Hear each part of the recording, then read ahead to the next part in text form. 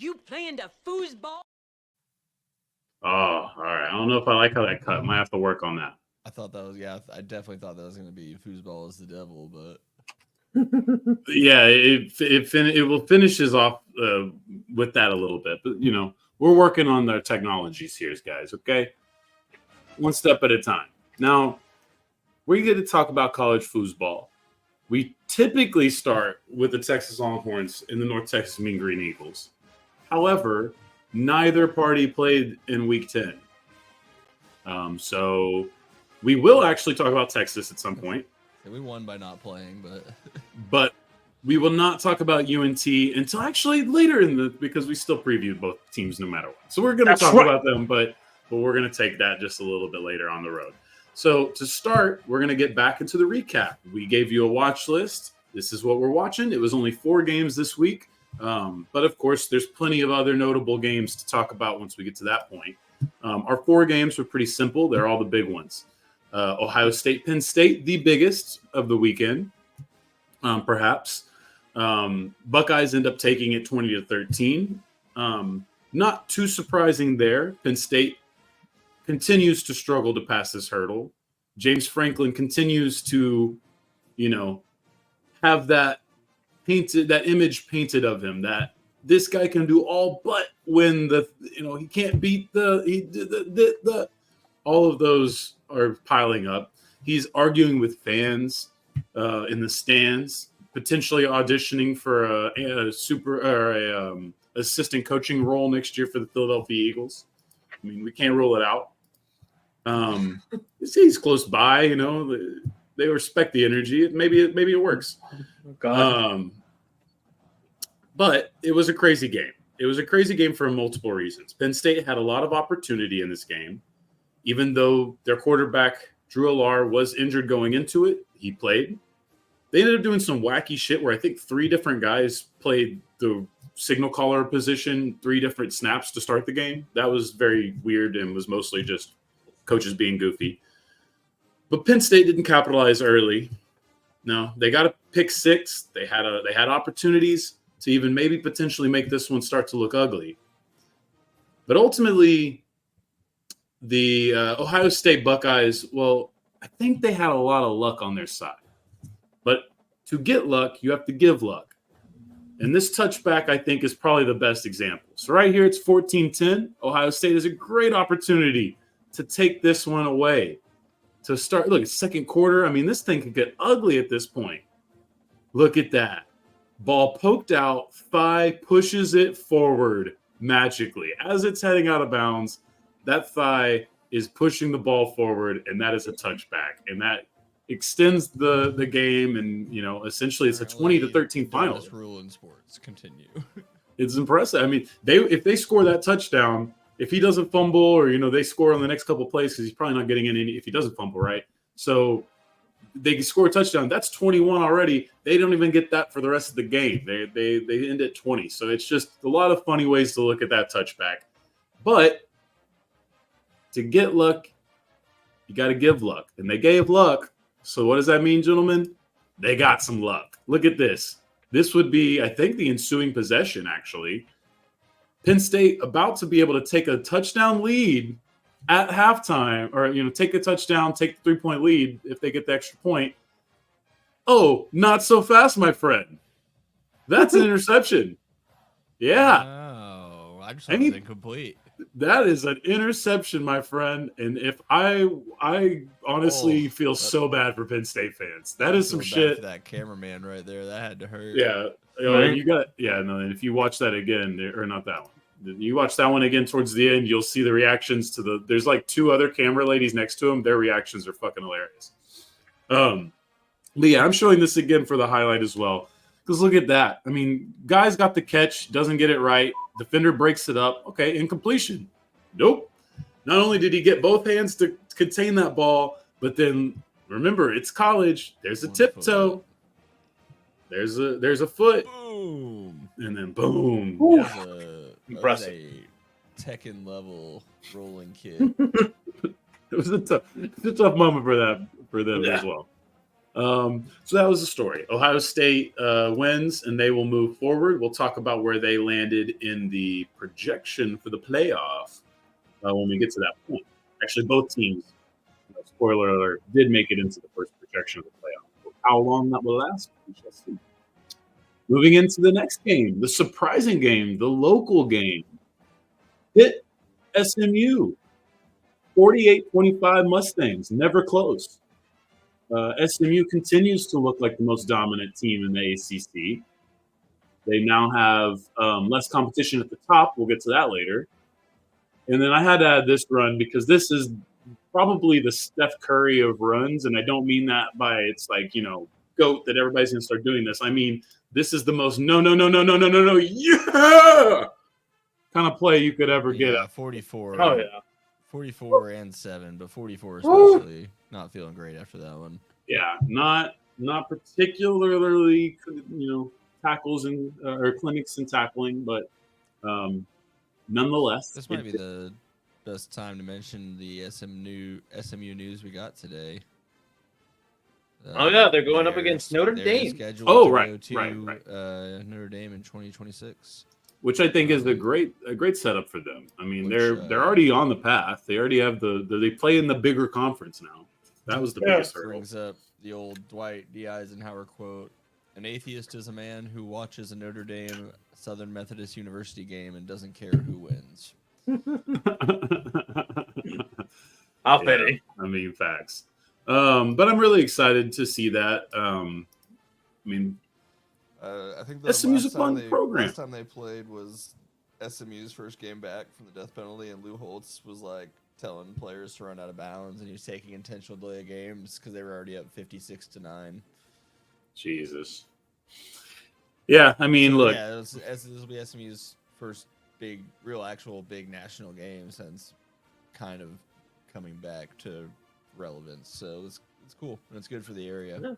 It's a big deal for the area and big deal for DFW. I'm gonna, as the UNT grad, sustain better than TCU did, but yeah, I think SMU can, but I think right now they've got a spark. The coach might not stay. That's the biggest thing. Can you keep the coach?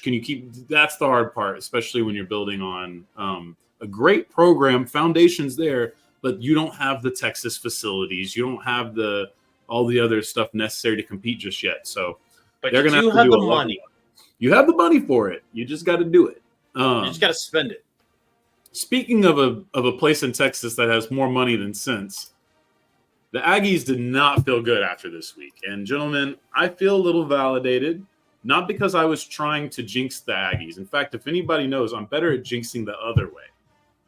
I really, honestly, genuinely was worried that what they had done, as great as it had been, as plausible as calling them the best team in the SEC would have been a week ago, I felt like this was an opportunity. Oh, yeah. Big time opportunity.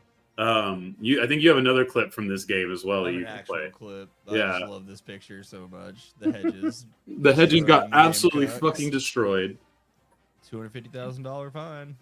I tried to warn them. Too much fun at Kyle Field this year. Maybe not. We'll see how much fun they get to have at the end. Obviously, the biggest one's still yet to come. They care about so. But you have to pay the toll. Taking all these souls was gonna take a toll. And in Columbia, South Carolina, they found out that the Gamecocks and their fans actually have some respect in the SEC. They may not be the best school. They may, sometimes get into that top tier and then fall back into mediocrity to below medium. But they are still capable of that, and they have a fan base that understands how SEC football works. They're the Aggies without the ego. In a lot of ways, that's possibly true. Missouri's probably closer to that just because of the Big 12 stuff. But another big thing for the Aggies, and this is actually the biggest thing, and it's probably the biggest thing because it was the edge that I thought the Aggies held over the Texas Longhorns. I think, what's his first name? The Moss? Sorry, I don't want to fuck up his. I was going to say Zach. Yeah, Le'Veon Moss. I was thinking Zach Moss. That's a guy who's already come and gone in the NFL, right? So he is Le'Veon Moss was essentially their bell cow back. He was the one who stomped fucking Missouri's brakes in basically by himself. I mean, offensive line always doing their job, but he especially beat the brakes off of the Tigers. He's out for the season. And if you pair that with them sort of now being in a quarterback controversy, because yes, the new guy has done really well, but this was a regression game after that exciting start. Then your starter is a talented guy, but he's kind of a fuckhead with the ball. So you have these two things that the Aggies and Mike Elko are trying to figure out. But you now have maybe the number one player in the draft on defense. So you have I'm seeing it's Nick Scourton or whatever. He's now being mocked at number one on some people's boards from what I've seen. So you have a very talented defense around potentially the number one overall pick on defense. There's still plenty to work with, but now I start to look at A&M and Texas as equals, because Texas's defense statistically has been very good, even if I still don't love the eye test all the way or think it's a little young in parts. The offense in Texas is the question. We know that. We don't have to get into it. That's the thing I look at with this matchup moving forward. Quarterback play, very interesting on both sides. Especially now that neither gets to lean on a bell cow running back, which has really been Texas's biggest issue this whole season anyway. And then I did put Oregon, Michigan then. You know, we didn't know if they would fuck it up. Michigan kind of back to relevancy for temporary purposes. It was a tight game for about a quarter and a half. It even looked like, hey, maybe Michigan's going to fuck around and upset and maybe salvage a season. And no. Ducks ran with it. 38-17 final. Not particularly close in the second half. And that was our watch list. Actually, wait, you didn't show the Aggies thing? Yeah. I don't know which clip you picked, but I'm picking them now and showing. This was just oh look, yeah, right. So number 11 for anyone looking at for the draft people, that big number 11, that's potential number one overall pick. Yeah, not the dude getting run over by a quarterback. Yes. That's just an absolutely situation. Trucked. Yes. God bless. Yeah, I don't think I saw that live. All right, The only clip I saw from the whole game, and I thought, you know what? I like that one. Fair enough. All right, so we get into the other notable games. Minnesota fighting Illini. We had faith in you. Brett Bielema, you're back in the game. You might even get a bigger job than this. Nah, Minnesota Golden Gophers come in there. 25-17 Golden Gophers. That's a tough one. Illinois probably not getting back in the top 25 to finish the season. But it's been a solid upstart season for them all in all. Miami, Duke. Most people would not have told you this game was going to be close or that it was even close at all after looking at the final, which was 53-31 Hurricanes.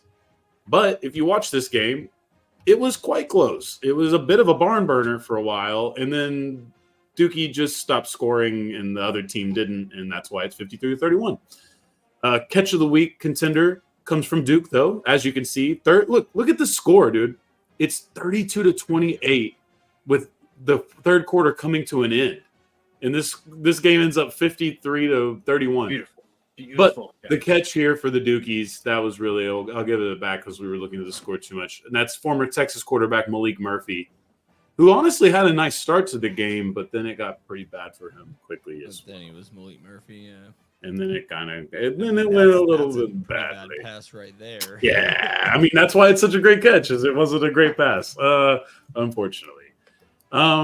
In shocking and disappointing losses, Nebraska was upset by the UCLA Bruins in LA, 27-20. Not a good one there. The Bruins they're an interesting program because USC has all the pressure moving in from the Pac-12. They don't have as much pressure, but they have the heat, they have the criticism in UCLA. They don't have the history of being the football powerhouse, but former NFL running back Deshaun Foster is their head coach.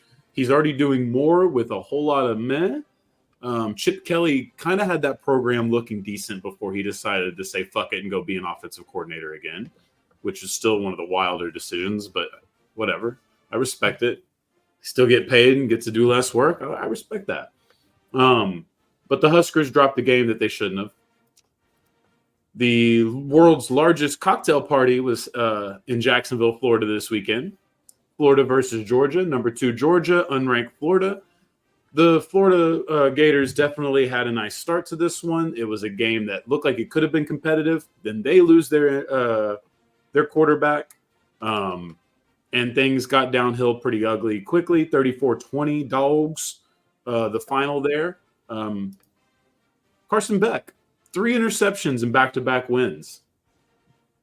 That's basically what most of my Madden franchises end up like. Is my running backs are like 200 yards a game, my quarterback's like 200 yards a game, 3 interceptions, maybe a tutty. You know, we got that conservative but mean approach. But you win games on defense, so you know, sack quarterback. But that isn't really what people were talking about from this game. Now, people were more interested in this. This is the first viral video of the night, showing a cop beating the brakes off an old man. But then we got a second video that I didn't notice until I started doing some research. It's from allegedly the same game, but there's Florida State fans. There's a guy in a Florida State jersey. I don't know why. This lady's got a Bulldog shirt on. It's in Jacksonville. Let people be weird. So you're going to see an incident where there's arguing. There's a taser situation going on. And now, what are we doing? Again, a cop is about to, so right here, you know, pulling on the shirt, not happy, tased him again. Now he's fucked up. Now the cop pushed him. Now he's got the brass knuckles. He's got the brass knuckles in his hands, basically, because he's got the cuffs. Yeah, I was going to say those are cuffs, yeah. So I do feel very much obligated to let you guys know why I muted this. In that video, the second one. How many people were calling that cop a word that... Bingo, bingo, bingo. So this part right here, I have no explanation for. And I know that they've even gone on the news and like, people have like already apologized. I have no explanation. This one, from right here, the other officer does a lot of talking, blah, blah, blah. Right here, when he starts touching him, basically this white man right here with the beard, with this phone out, all that, getting tased. From this moment right here, when he gets tased, every sentence out of his mouth ends with the hard R. Every single one of them. Every single one of them. Every last one of them. All of those words coming out of his mouth. She's trying to tell him, just shut the fuck up. Yeah. And so, look, I'm not here to be whatever. I don't like when police overact. I don't like when people antagonize others with slurs, especially when they're law enforcement, which has got to be the dumbest thing you could do. But that's you know, the whole white privilege thing for you there is thinking you can do that and then fucking around and finding out. So part of me is like, hey, we shouldn't beat people up as cops. The other part of me is like, hey, fuck around and find out. So we are dualists as human beings sometimes. Ultimately, we showed that video. We're not condoning the actions. We're not talking about how violence is good. I am mostly just letting you know that this has actually got a big story, and it might end up kind of being a story with legs as it goes on. It won't impact any of these teams or college football overall or the NCAA. But if we're NFL fans, we've seen how many fights break out at football stadiums across the country every Sunday, basically. And then you see overseas how their shit goes. So it's not a new thing for police to need to handle this. And I'm sure that in the SEC, it's probably just as bad. So there's a lot of people to hear out in this conversation. But ultimately, as funny as it and wild as it is to see a cop using, just wailing on a person for who knows the reason at this point. Well, not the second guy. We know that reason. First people, we don't have any clue. Just crazy. Just absolutely wild. But you know what's more interesting and crazy? The Big 12. My favorite conference still. I don't care. Texas is gone. I'm still a Big 12 fan because it's too wacky. I can't quit you, Big 12. You're too funny. You're too stupid. You don't make sense. The Mormons are just running all of you into the ground now. Is this just the future? Is this just the Mormons are going to run away with this conference while the rest of you just feast off each other? Because Iowa State was there. They are the next in line, potentially, to be the team to take down BYU, right? Tell me why they let the Texas Tech Red Raiders come in and beat them 23-22, game-winning touchdown style. They got MAGA, dude. That's tough. That's tough. They did get MAGA. They did get MAGA in that game. There was some MAGAs. That was the game before, wasn't it, for Tech? I forget. Yeah, there was a MAGA kicker situation. I thought that was this week, but maybe I'm wrong. That might have been this week, yeah. I did not add the MAGA kicker to this. So, yeah, Iowa State lost. That was pretty big. Okay, K-State, you're back up. Big 12, it's K-State. Of course K-State's going to run the Big 12 now that Texas and Oklahoma are gone. Well, goddamn, wouldn't you know it? They went to Houston. K-State was never going to be running anything. They went to Houston and lost to the miserable Houston Cougars 24-19. The Big 12 clown car continues to ride on with Brigham Young just at the driver's seat looking back at its children, its many children from its many wives.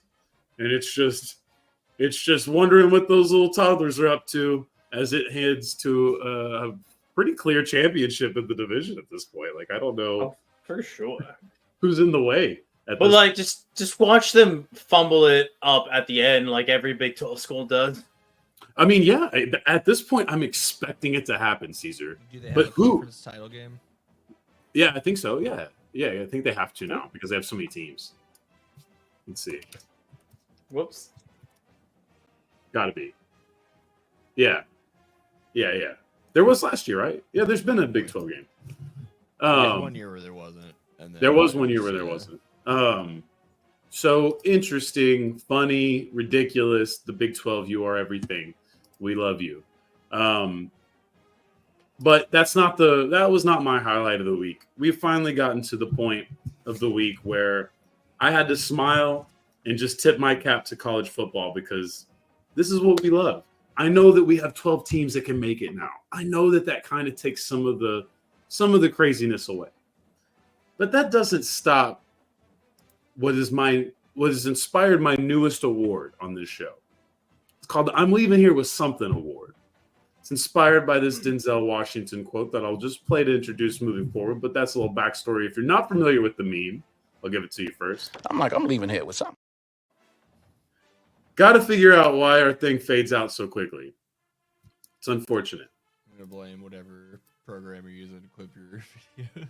Well, I clip it right, but this fades out of the video. So like I have the video on my thing, but this fades out of the video like a half second earlier than it's supposed to. One thing I've learned from exporting audio and video is you always just leave a little bit extra on the end, and maybe even a little bit on the beginning.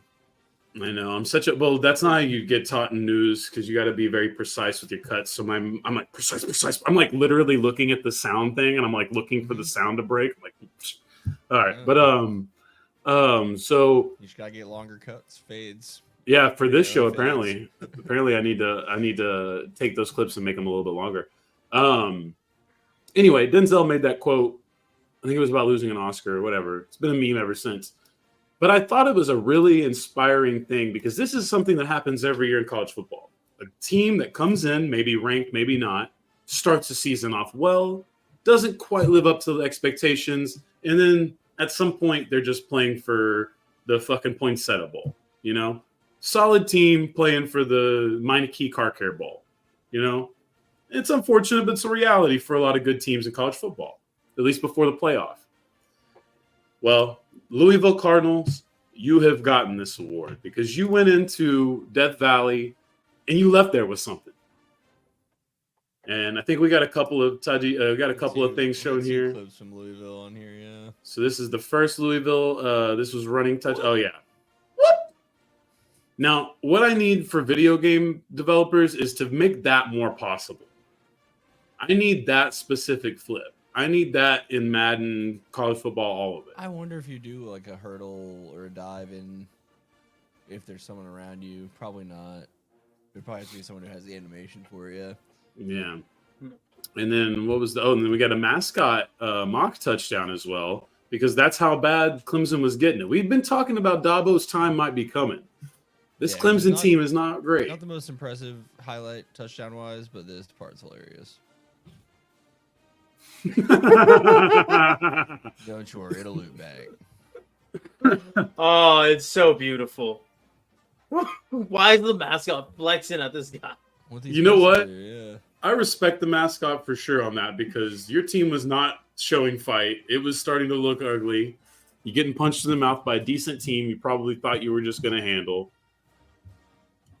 Someone's got to do it. I respect it. But that's eventually, 33-21 doesn't look so bad on the box score, but it was pretty much Louisville the whole way in that game. Clemson kind of felt like they've been a little fraudulent, but they've been running amok with the league that they usually do. If Florida State's, especially if Florida State sucks, then it's pretty much Clemson's. However, the SMU Mustangs have something to say about that, and we will figure out who will actually end up representing the ACC. And Miami, of course, Miami at this point is the top dog in that division. So the conference too, if they do it all right. But... yeah, they could still get 2. I think it feels pretty unlikely, but I feel like it does feel like it would. It's cannibalizing within the SEC. It feels like Clemson would get that nod over SMU, but I mean SMU is playing very well. SMU's playing very, very well. You put those 2 teams on the field, I think SMU wins at least 6 times out of 10. Very fair. So we've gotten through everything at this point. The only thing we need to kind of discuss now is Patrick, as usual, has scoured the internet for the most obscure football moments of the weekend. Except for, I guess, one of them. I'm pretty sure one of these is from like one of the projected number 1 overall players in the draft. But otherwise, some of these would not have been found otherwise. So we have a Syracuse. Okay, so Syracuse, look, they're off the watch list. Virginia Tech, Syracuse. I don't even remember. I think Syracuse ended up winning this one. What a look! Nothing but respect, honestly, for him and for the band there. The athletes. Yeah, that was perfectly timed. Like they all. That could have gone a lot worse. Yeah, actually, like kickers. No, we got to see that again. I'm talking about the kick itself. It's pretty easy for the band members to look at him and not hit him like that one. But except for not playing, but when he kicks, that could have gone poorly. So. How was then this part right there, there. Yeah, he brushes into lucky. one person. Yeah, there.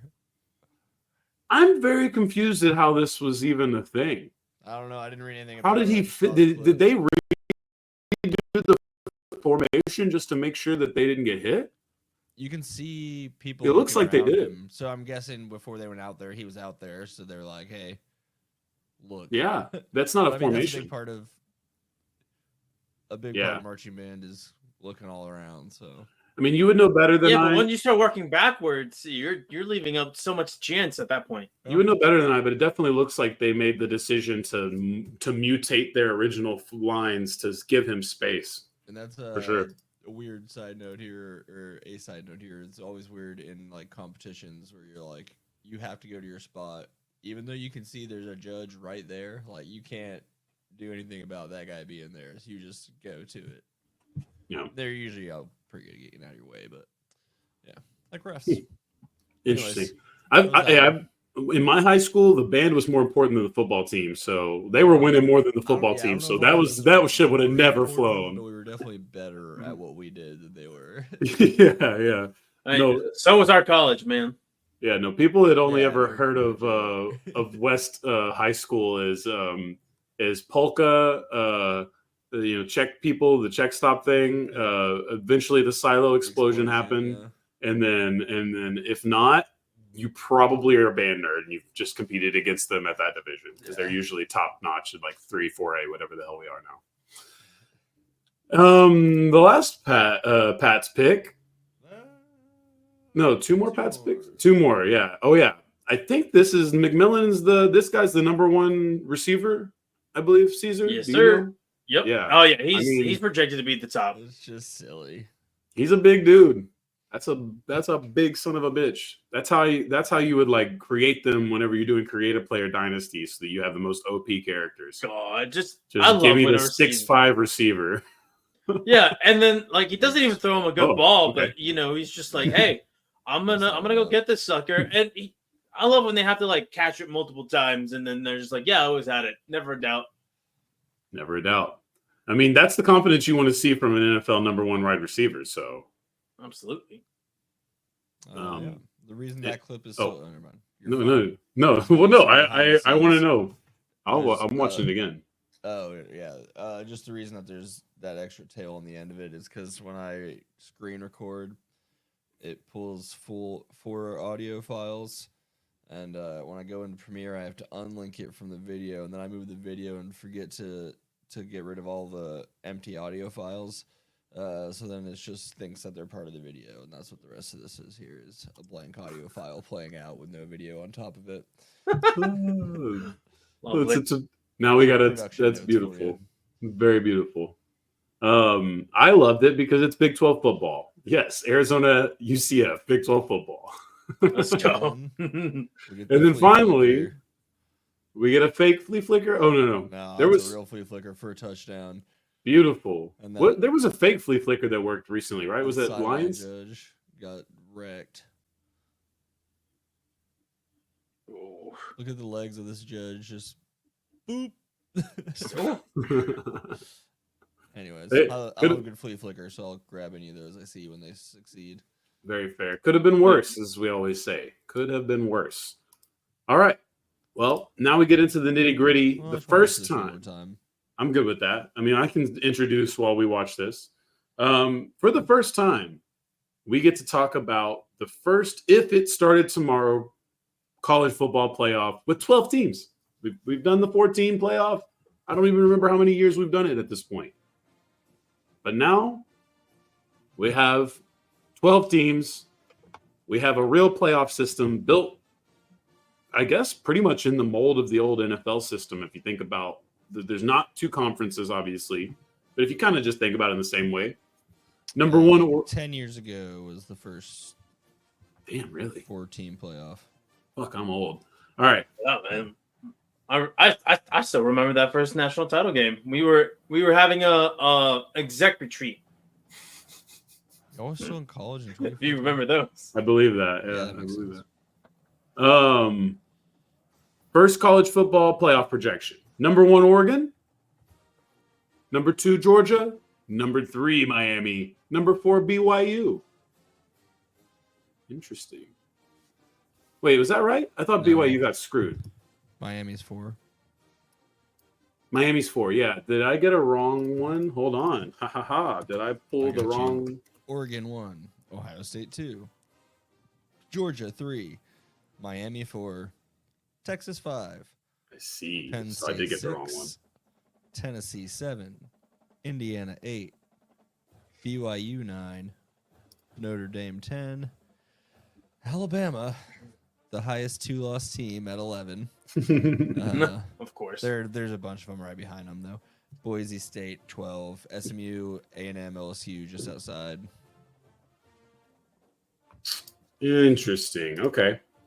Well, yeah, I definitely wrote down someone else's maybe prediction. Maybe I got a little too early on that and didn't watch the actual show. But okay. So Texas, Boise State is what we get, right? Colorado's number 20 on this list. Yeah, Colorado. I mean, they could still Colorado's 12 pretty easy. BYU Colorado has their outside. Absolutely, I actually have them in our watch list because they are, basically sitting there. So yeah, Georgia gets the jump up here. That's pretty crazy. I would not have expected that. Ohio State also getting the boost over Michigan or over Oregon feels wrong. Yeah, Miami not being 2 seems. I understand the conference, but they're undefeated. To me, that just seems like. I don't hate it. I don't hate it. And BYU should also be in the top 4 because they're undefeated. But and I'm a Texas fan. I think if you win a major conference, that should give you a bye over someone who lost a game and didn't win the major conference. Yeah, and I mean this is early. They're gonna are Indiana and Ohio State gonna run into each other before? Yeah, no, that already happened, I believe. Indiana, Ohio State, right? Well, Indiana would have had. Or no, yeah, that hasn't happened. That is football. Weeks. Yeah, that's 3 versus 8. The last week of the regular season, I guess. That's probably got a lot to do with why they're both you don't have to mess with their ranking too much because they're gonna play each other. The cop-out way, is that what you're threatening? Yeah. Are you telling me that the college football committee would cop out instead of making a hard decision? Well, I don't think they've ever watched a single Indiana game, and I doubt they've seen much of Ohio State either. But Well, it's interesting. We'll see how that shakes out as we go.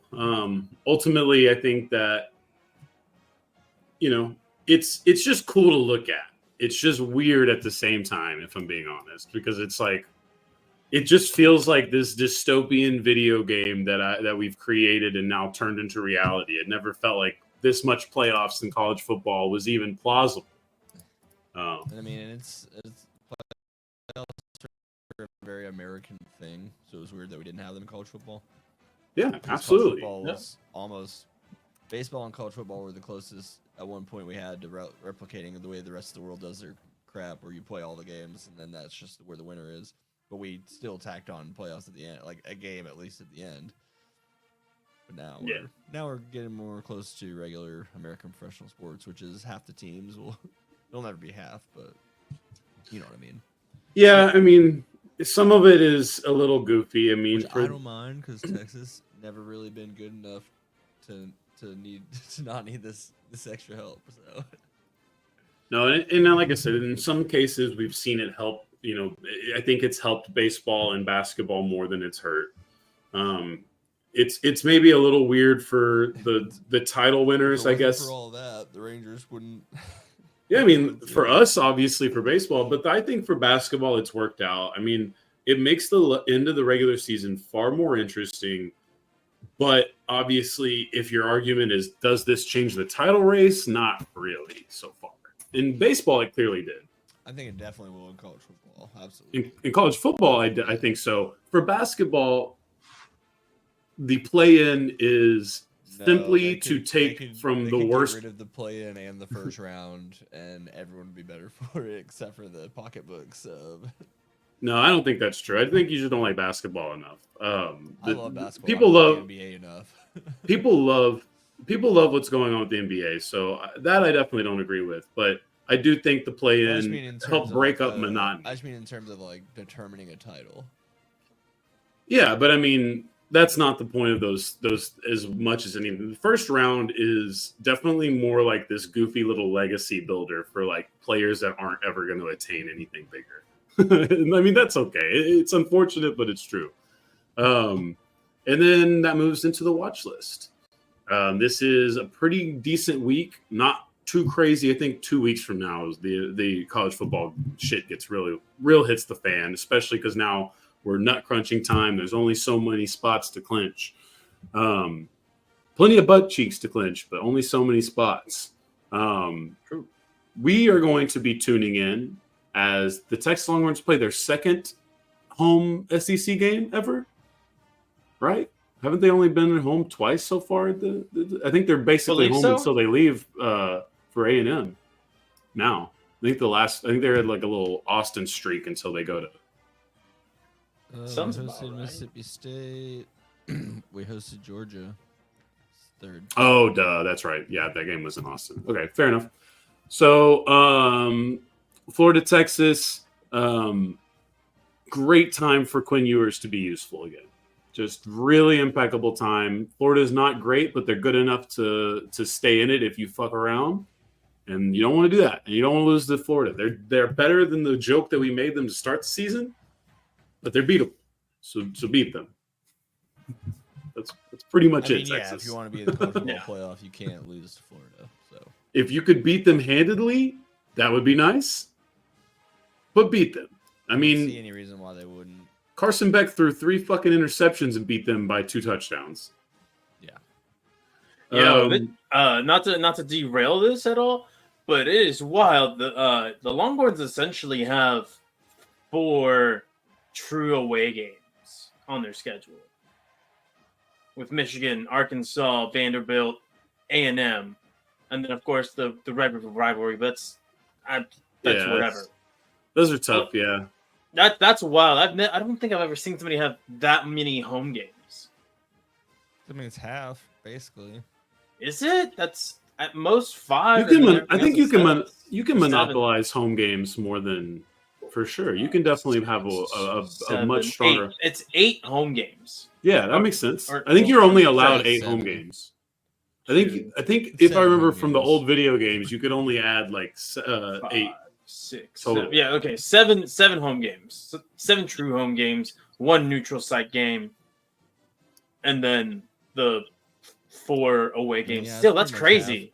You I mean, don't yeah, have. I mean, 2 of those games are teams that you're paying money to also. Colorado Both. State, UTSA, Yeah. and Alright. Monroe. So 3 of those teams that you're paying money to come play. Which, yeah, whatever. I think as far as the home and away, I'm really only worried about conference games. So as long as that's right. I think even in conference, it doesn't seem like it's a true split, but we'll find that out later. That we will. The next. Conference games, 4 home, 4 away. 3 away, 1 neutral, which is Okay. considered away this year. All right. The UNT Mean Green probably will be on national television again. Didn't go perfect the first time, but that's okay. I'm pretty sure we're on ESPN2 against Army. Gotta be. Army's the 18th team in the country, and we do believe in the Mean Green. You know who I think the Mean Green might be? They might be a candidate for an award of mine. You know what I mean? They might be leaving here with something this week. O'Brien. So I'm excited about this. Yeah, that's true. There could be an actual award-winning UNT player this year as well. Chandler Morris, he's exciting. UNT offense, they're exciting. A lot of great receivers, fun running game. Not a bad team to watch on one side of the ball. When they're on defense, go get you something to eat. Go have a snack or drink. Just get take the edge off. What was that news about the ticket sales? It was like the first time in forever something happened. No, it's like the first time they've ever good. sold out like a certain section of the stadium. Certain sections of the stadium. The fucking fish fin. 111 or something. Yeah. It might be the fish fin because I've never seen that shit. I believe and yes, we are. Attendance. We know it's not supposed to be a fish fin, but we went to fucking school there. We sat there and looked at that stupid thing for years, and we always were like, "That's a fish fin, not a fucking end of an eagle tail." A literal tail feather. No, it was. I believe the highest attended game in the history of what was once known as Apogee, now just whatever the fuck, CU or whatever. Oh yeah, Datco was the first game against Houston. It's the Case Keenum-led Houston Cougars, and it wasn't even a sellout, but it was the closest thing they had ever gotten to a sellout in that stadium since then. So now, this big stadium for that team. It's a solid stay. I wouldn't call it big. It's a solid capacity, but it's not like. I think the capacity it's a nice 30. It's 30? An elite high school stadium. 30,000. Yeah. Yeah, 30,850. They didn't need to go that high. Well, they have some events that they can maybe fill up there. Maybe a Trump rally or something. They do professional marching band there now, but you only sit on half of the half of the stadium. So I don't know. So yeah, I don't know. I think the Rangers have. It's a lot of seats. That's fair. I didn't think about it from that. It really doesn't feel like that big of a stadium. No, it really doesn't. 40. But okay, so yeah, Army, UNT, Mean Green Eagles. Let's get that big upset this season. Maybe about little wins, but this is a little win I would like. Moving down the line, we have arguably the best college football rivalry. I mean, that's such a loaded question because there's so many. But Bama LSU's got to be there. Got to be on that short list. 11 ranked Bama. A bigger Bama rivalry. To them, I would agree. I think for us, we circle Bama LSU every year. You know what I mean? Because that's usually a good game for many different reasons. Even if you're just watching former and future NFL players. 6 game, never forget. Oh yeah, no, I've seen a lot of ugly Bama LSU games. That was for a title too, right? It was either the SEC title or the actual title. Yeah, I think it was yeah. Either way, fitting way for them it was the title game because LSU didn't get past the half the 50 until like the third quarter. And then in their first basketball game that year, when they crossed midcourt with the ball, their fans erupted. Good bit. This is the little things. Potential knockout blow to one of the SEC contenders here, I would say. I don't think that the SEC is going to get – how many do they have right now? Do you have it still pulled up in the playoff projection? Was that 3? Or was there 4? There was 4, right? 1 second, sorry. I think it was Georgia, Texas, Tennessee, Bama. Why do they have to make it like this? I know. Georgia, Texas, Tennessee, Bama. And Bama, yeah. Yeah, okay. This is essentially that fourth spot. That is knowing that 1 or 2 of those won't make it through. Yeah, well, known because I think Texas A&M is one of the 14, next out. LSU's 15. Yeah, which is also hilarious. Yeah. Essentially the logjam is getting cleared soon, and since Texas A&M don't play for a bit, I don't remember. Bama Tennessee already happened, right? Yeah, and then LSU Tennessee hasn't happened or won't happen. Yeah, I don't know the full schedule. I don't think that they will. They're doing the weird. Well, yeah, they have so many more teams now. Either way, it's definitely going to be a decider. But hey, it's not the only SEC decider, because don't forget about Ole Miss. They're going to be playing Georgia. This is Lane Kiffin's time to put up or shut up, baby. Hey, you're going into a game. It's at home. You feel good about getting at least 1 interception, maybe 2, from the Georgia quarterback. That's got to be enough there. That's got to be enough. Come on, Lane Kiffin. Can you just do it once? Can you just do it? I'm not even rooting against Georgia as much as I'm just interested to see if Lane Kiffin's going to be able to really get home and maybe sneak his team into a playoff this year. A lot of rebuilding at Ole Miss. Not bad so far, you got to say, especially for it being Ole Miss. It's not like they deserve to be the national power. But when they're good, they can be good. They can be dominant sometimes a little bit. So that'll be a fun one to watch. You have basically one quarterback who puts up a bunch of video game numbers and the other one who puts up video game numbers, but for the other side, the interception side. Colorado, Texas Tech is going to be an interesting one to watch. Texas Tech is still on the outside looking in as well. They're not ranked, but if they beat Colorado, they would essentially switch places with the Buffs as being one of those lower ranked Big 12 teams on the fringes of stealing the conference. Buffs are a much watch for many reasons, always have been, always will be, at least in the primetime era. So we will watch that one. And then, guys, the final game of the week that I want us to watch. It isn't a game that I'm sure most people will circle.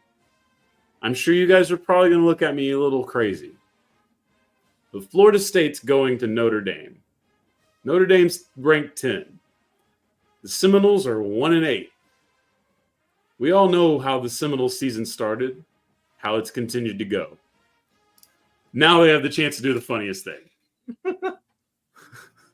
Ruin the number 10 ranked team's because day. it's Notre Dame.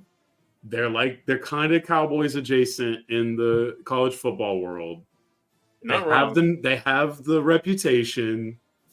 I'm just saying, it's not impossible, my Golden Domer friends. It's not. So pray a little bit harder on the rosary this week. It doesn't have to be pretty. It just needs to be a W. Just don't lose to Florida State. No one will forget if you barely beat Florida State, but don't lose to them. They will remember that. Because I do kind of selfishly want to see Notre Dame in the college football playoff the first time that's 12 teams, especially with their propensity to be a goof. I just think we need them every time. I think we need them as a part of the narrative. So that's my final statement. That'll end up being the end of college football here. Do you guys have any other things that you want to say? I think what's Heisman looking like? Is that still Genty's race to lose? It's a Cam Ward versus right, Genty. Cam Ward. Yeah.